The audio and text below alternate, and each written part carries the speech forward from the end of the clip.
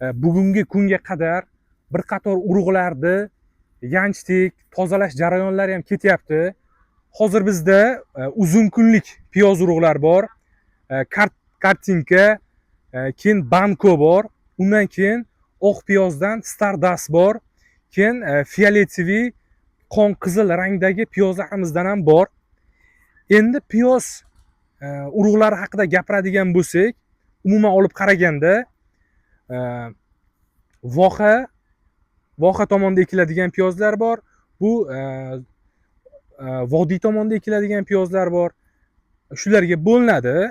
Surxondaryo hududida ekiladigan kalta kunlik piyozlar, koreyskiy piyoz, Sibir piyoz, keyin sliv piyozlarimiz bor. Hozir sizga oz-ozdan ko'rsatib boraman. Bu tomonlarda ham bir oling kamerachimiz. Piyozlar shu holatda asta-sekinlik bilan buni yanchimiz. Yanchiganimizdan keyin bir sira elaklardan o'tkaziladi-da, keyin mana bu yerga sekin olib keling. Kelavering kamerachimiz. Mana shu holatda bo'ladi. Kelavering.